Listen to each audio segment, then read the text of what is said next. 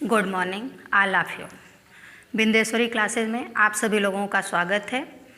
तो बच्चों, आज हम लोग चर्चा करेंगे छंद पर। आज की जो हमारी टॉपिक है वह है छंद। छंद यह होता क्या है, इसका शाब्दिक अर्थ क्या है, इसकी परिभाषा क्या है तथा यह कितने प्रकार का होता है, हम लोग इस टॉपिक के अंदर इन्हीं सब बातों पर चर्चा करेंगे। छंद का जो शाब्दिक अर्थ है वह होता है बंधन। हमारा जो टॉपिक है वह छंद है। ठीक, अब छंद का शाब्दिक अर्थ, छंद से तात्पर्य क्या है, इस पर हम लोग चर्चा करते हैं। तो छंद का शाब्दिक अर्थ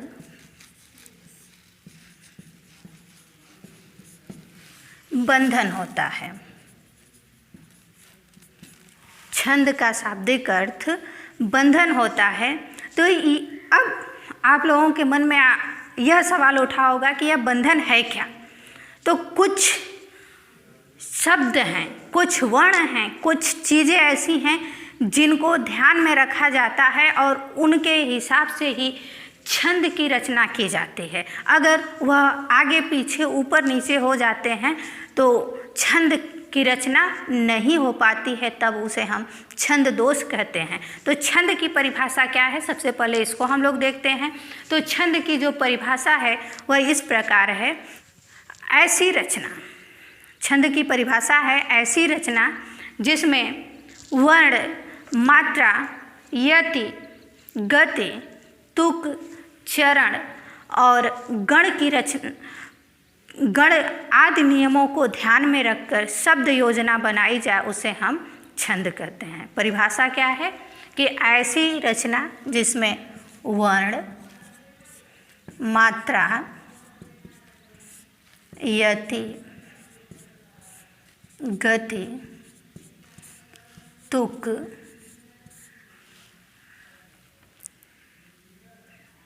चरण और गण आदि नियमों को ध्यान में रखकर शब्द योजना बनाई जाए, उस रचना को हम छंद कहते हैं। ठीक, तो वर्ण, छंद शास्त्र में वर्ण दो प्रकार के होते हैं, लघु वर्ण और दीर्घ या गुरु वर्ण। छंद शास्त्र में वर्ण कितने प्रकार के होते हैं? दो। कौन कौन से? जो छंद शास्त्र में वर्ण के प्रकार हैं वह दो हैं। कौन कौन से हैं? लघु वर्ण, लघु और गुरु। यह छंद शास्त्र में दो प्रकार के वर्ण होते हैं, लघु और गुरु। तो लघु वर्ण कौन से हैं, गुरु वर्ण कौन से हैं, यह आप लोग जानते हैं, आपको पिछली कक्षाओं में पढ़ाया जा चुका है, बताया जा चुका है। लेकिन पुनः एक बार उसका हम लोग उसको पुनः से रिवाइज कर, एक बार उस पर पुनः हम लोग प्रकाश डालते हैं कि जो लघु वर्ण हैं वह हैं अ, ई, उ, रे। इसके अलावा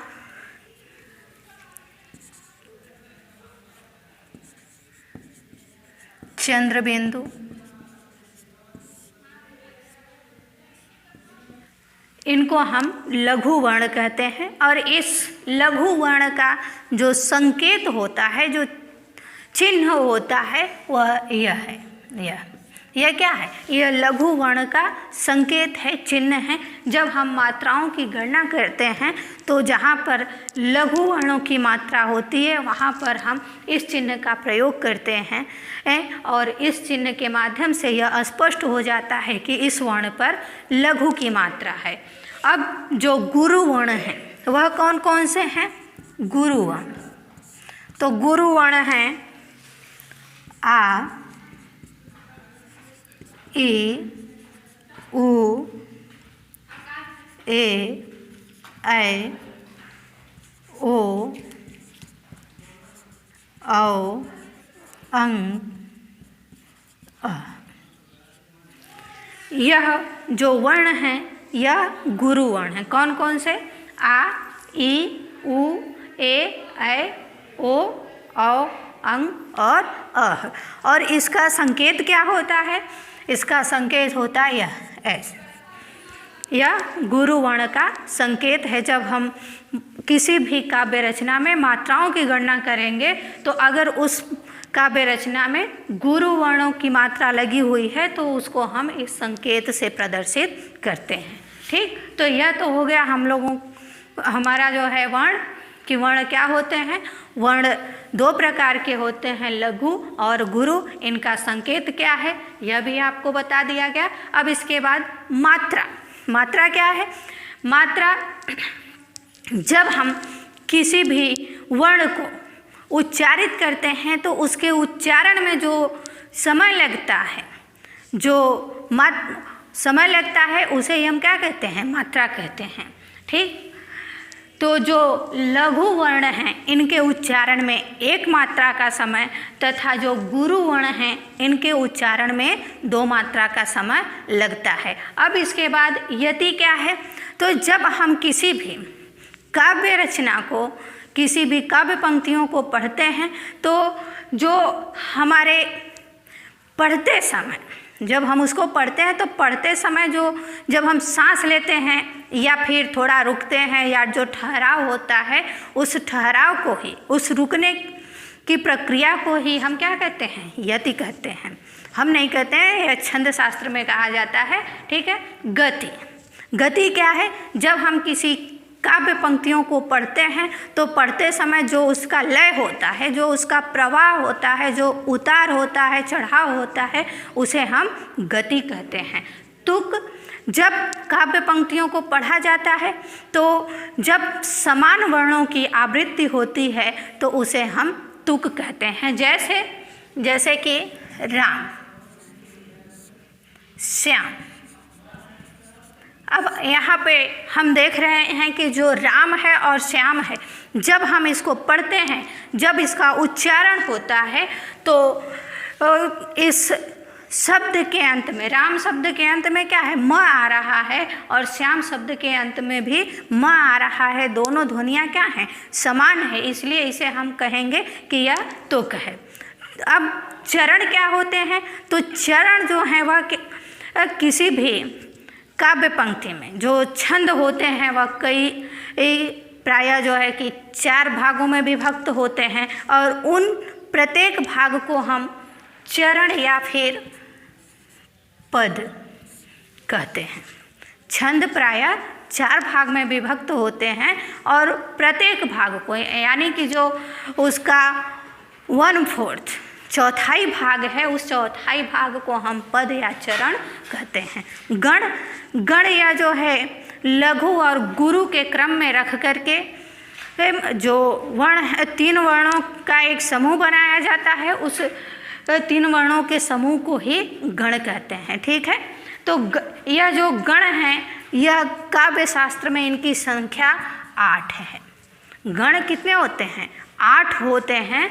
और यह कौन कौन से हैं इसको हम लोग इस सारणी के, इस टेबल के माध्यम से देखते हैं कि यह 8 गण कौन कौन से हैं तथा इनका संकेत क्या है, वर्ण रूप इनका क्या है तथा इससे सार्थक उदाहरण हम क्या क्या दे सकते हैं, इसका सार्थक उदाहरण क्या है, इसको हम इस सारणी के माध्यम से देखते हैं। तो सारणी इस प्रकार से आप लोग बनाएंगे। गण का नाम, संकेत, सूत्रगत उदाहरण,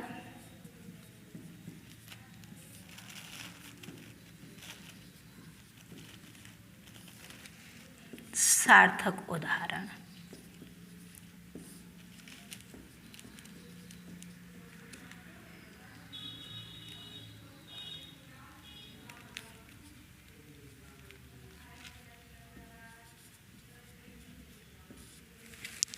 ठीक है, इस तरह से आप 4 कॉलम बना लेंगे।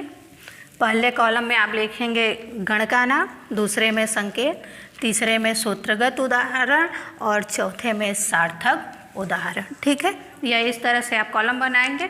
तो जो पहला गण है वह है य गण। ठीक है, इसका लघु, गुरु, गुरु। सूत्रगत उदाहरण क्या है इसका? य माता। ठीक। और सार्थक उदाहरण में आप इसको लिख सकते हैं यशोदा। ठीक है। तो यह जो यह गण है इसका संकेत है लघु गुरु गुरु। अब सूत्रगत उदाहरण से यानी कि संकेत के माध्यम से आप देख सकते हैं कि इसका जो सूत्र है, सूत्रगत उदाहरण है य माता। यह जो है इसमें यह लघु की मात्रा है तो यहाँ पे यह एक मात्रा हो जाएगी, यहाँ पे गुरु की मात्रा है और यहाँ पे गुरु की मात्रा है तो इसकी दो दो मात्राएं हो जाएंगी। ठीक है। तो संकेत से क्या है, जो सूत्रगत उदाहरण है वह बिल्कुल वह है मगण। इसका संकेत है गुरु गुरु गुरु। उदाहरण है माँ तारा। और सार्थक उदाहरण है चालाकी चालाकी। तगण इसका संकेत है गुरु गुरु लघु। सूत्रगत उदाहरण है ताराज।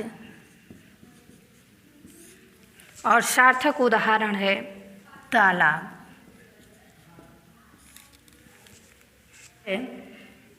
रगण संकेत है गुरु लघु गुरु। राजभा राजभा। सार्थक उदाहरण है शारदा। अगला गण है जगण। लघु गुरु लघु। सूत्रगत उदाहरण है जभान जभान। सार्थक उदाहरण है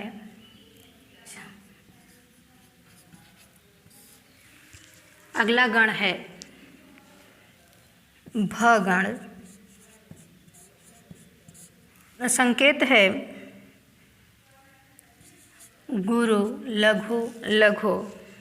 सूत्रगत उदाहरण है मानस। सार्थक उदाहरण है जीवन।